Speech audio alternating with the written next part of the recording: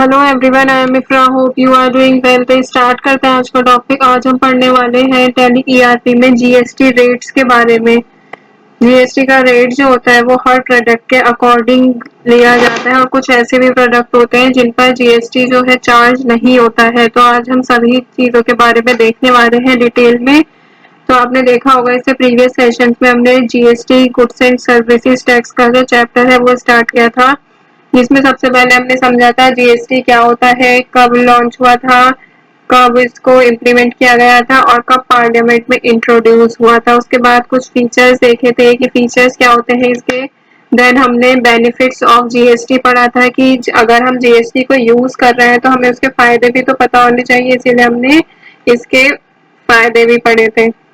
फिर next topic था classification of GST, जिसमें कि हमने देखा था सीजीएसटी क्या होता है, आईजीएसटी क्या होता है, एसजीएसटी और यूटीजीएसटी के बारे में पढ़ा था। देन आफ्टर दैट हमने एडमिनिस्ट्रेटिव बॉडीज के बारे में पढ़ा था कि ऑफिसर्स की क्लासेस कैसी रहती है central goods and services tax act के अंदर और state goods and services tax के अंदर। ठीक है, फिर इससे ही प्रीवियस सेशन में हमने एक टॉपिक कंप्लीट किया था, that is goods and services tax network.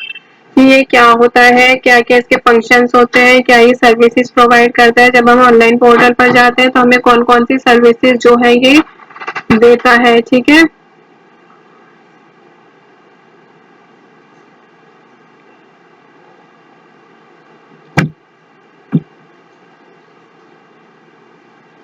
ठीक है। तो आज हम पढ़ने वाले हैं जीएसटी रेट्स के बारे में कि इंडिया में जीएसटी के रेट क्या है।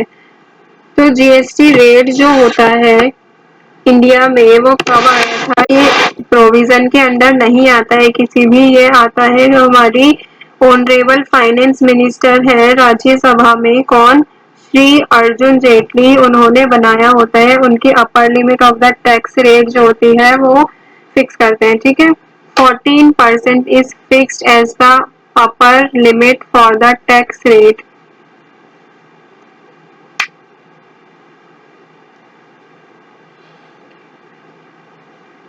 14% जो है फिक्स रहती है, कैसी, अपर लिमिट। और जो 28% फिक्स रहती है अपर लिमिट किसके लिए, आईजीएसटी के लिए। ठीक है, मतलब 14% जो अपर लिमिट है वो किसके लिए रहेगी, टैक्स रेट के लिए, और 28% जो है वो आईजीएसटी रेट के लिए फिक्स रहती है। क्या चीज, अपर लिमिट की मैं बात कर रही हूँ। तो अब हम क्या पढ़ने वाले हैं, टेबल बनाएंगे टैक्स रेट की कैटेगरीज के अकॉर्डिंग, और जितना आज हो सकेगा उतना कंप्लीट कर लेंगे।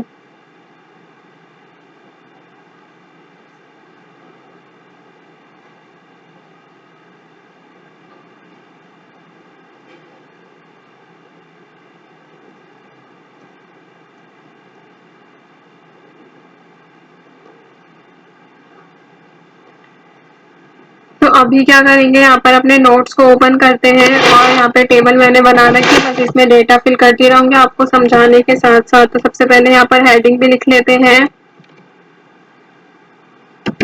GST tax rates, tax rate categories.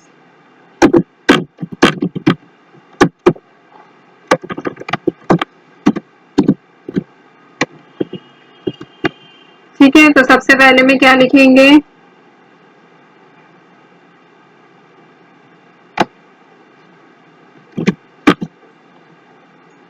Rate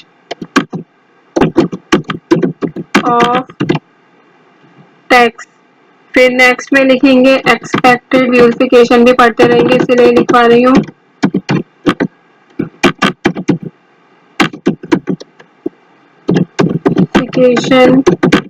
and last one is product. साथ में हम एग्जाम्पल भी देखते रहेंगे कि कौन से प्रोडक्ट की मैं बात कर रही हूँ। तो जितने पॉसिबल हो सकेंगे उतने प्रोडक्ट्स मैं आपको इसमें लिखवा दूंगी।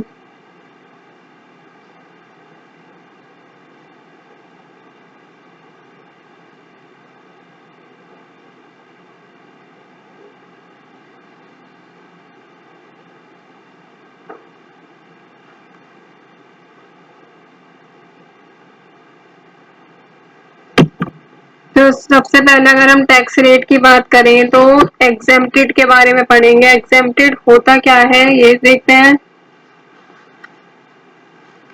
एग्जेम्प्टेड में क्या होता है कि टैक्स रेट जो है वो बिल्कुल भी नहीं लगता है, जीरो होता है, मतलब कि उसके ऊपर आप ये मान सकते हैं कि टैक्स लगता ही नहीं है।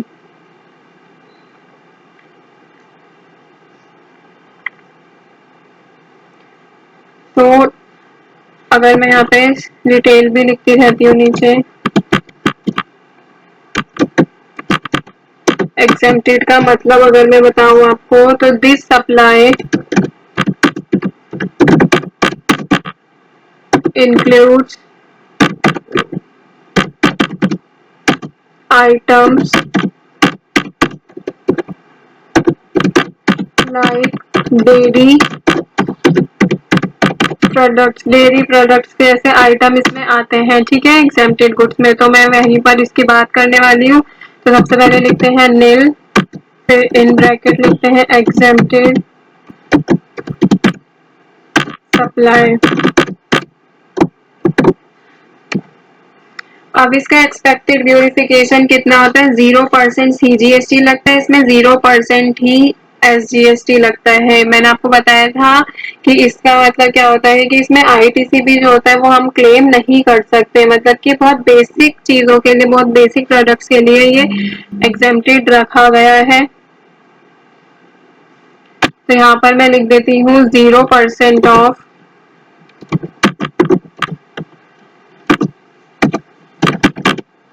CGST and 0% of SGST। फिर यहाँ पे प्रोडक्ट्स अगर हम देखें कि 0% मतलब कि जिसके ऊपर GST लगता ही नहीं है, दैट इज मिल्क, काजल जो आईज में लगाते हैं,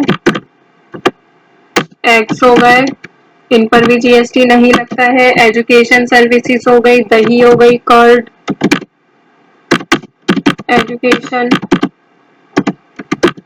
सर्विसेज हो गई, और जैसे लस्सी हो गई, लस्सी बाहर बिकती है तो उसका अगर आप बिजनेस करते हैं तो उस पर क्या होगा कि GST उस पर नहीं लगती है, ठीक है। फूड ग्रेन्स हो गए, आटा हो गया, आटे पर भी GST नहीं लगता है, क्योंकि क्या है, बहुत ज्यादा एसेंशियल हमारे लिए है, बहुत ज्यादा बेसिक चीज है ये। आटा हो गया या फिर मैदा हो गया, मैदा कैसा, कोई भी अनब्रांडेड मैदा, ऐसा नहीं कि पैक्ड होगा, ब्रांडेड होगा तो GST लगेगा, अनब्रांडेड होगा तो GST नहीं लगेगा, ठीक है। फिर ऐसे ही और क्या हो सकते हैं, वेजिटेबल हो सकते हैं, यहाँ पे लिखती हूँ मैं फ्रेश वेजिटेबल्स, और नमक, सॉल्ट, जो फूल झाड़ू होती है ना जिसको हम क्या बोलते हैं, ब्रोम, वो भी इसमें आ सकता है। उसको वैसे ही अगर आप इसकी लिस्ट में देखेंगे तो उसका नाम क्या लिखा आता है, फूल भरी झाड़ू, ठीक है। ऐसे ही क्या हो सकता है, अनब्रांडेड नेचुरल हनी जो होता है, प्रसाद मिलता है, उस पर भी क्या होता है, GST नहीं लगता है, ठीक है। गुड़, गुड़ पर भी GST नहीं लगता है। तो ये कुछ ऐसे मैंने आपको प्रोडक्ट्स लिखे हैं जिन पर GST चार्ज नहीं होता है।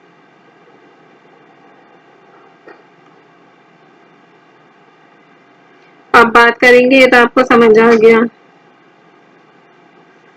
कि किस पर GST नहीं लगता है। अब देखते हैं यहाँ पर कि किस पर इससे जितना से ज्यादा हाँ में GST लगता है, दैट इज 5%।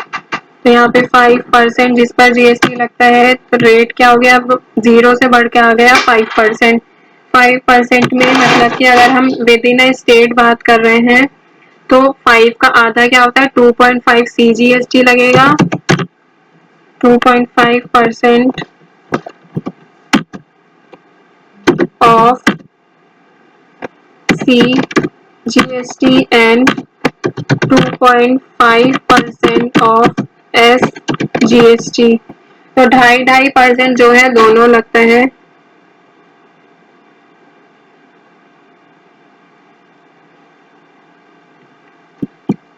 प्रोडक्ट्स की अगर मैं बात करूं तो प्रोडक्ट कैसे होते हैं जिन पर 2.5% CGST लगेगा, 2.5% ही SGST लगेगा। तो वो कौन से होते हैं, जैसे हो गया चीनी, शुगर पर 5% GST लगता है, और पनीर मतलब जो पैकेट में पनीर आता है उस पर भी 5%, पैक्ड पनीर उस पर भी क्या लगता है, 5% GST लगता है। मतलब 2.5% सेंट्रल गवर्नमेंट को इसकी पेमेंट जाती है, रेवेन्यू, और 2.5% ही किसको जाता है, स्टेट गवर्नमेंट को। ऑयल, एडिबल ऑयल जो खाने में ऑयल डलते हैं वो वाले, उस पर भी 5% लगता है। या फिर मिल्क पाउडर जो आता है, स्किम्ड मिल्क पाउडर, जो काजू होते हैं, कैश्यू नट्स, वो भी लिखते हो कैश्यू नट्स, इस पर भी 5% जीएसटी चार्ज करती है गवर्नमेंट। और जो फुटवेयर होता है जो 5% से कम का होता है, ठीक है, 5%, यहाँ पे मैं लेस देन लिख देती हूँ, लेस देन 500, अच्छा 500 से कम के जो फुटवेयर होते हैं उस पर भी जीएसटी लगता है, कितना, 5% ही लगेगा। और या फिर कोई भी कॉइल मैट्स हो जाती है, फैब्रिक हो जाता है 1000 रुपए से कम का, तो उस पर भी जीएसटी लगेगा। या फिर कॉफी हो जाती है, जो हमारे लाइफ सेविंग ड्रग्स होते हैं, मतलब कि जो मेडिसिन में आते हैं ड्रग्स, उन पर भी 5% जीएसटी लगता है। तो ऐसे ही काफी सारी चीजें होती हैं जिन पर जीएसटी लगता है। जो एलपीजी यूज होती है हमारे किचन में, तो यहाँ पे डोमेस्टिक एलपीजी, तो इस पर भी जीएसटी 5% ही चार्ज होता है। तो आज हमने क्या देखा है कि कौन से ऐसे प्रोडक्ट हैं जिन पर जीएसटी बिल्कुल भी चार्ज नहीं होता है और किस पर 5% जीएसटी चार्ज होता है, ठीक है। एग्जेम्प्टेड का मतलब होता है जैसे हमारी बहुत ज्यादा एसेंशियल नीड्स के लिए जो हम प्रोडक्ट का यूज करते हैं, जैसे ब्रेड हो गई, मिल्क हो गई, दही, फ्रूट्स, इन सब जीएसटी नहीं लगता है, नील रेटेड रहते हैं।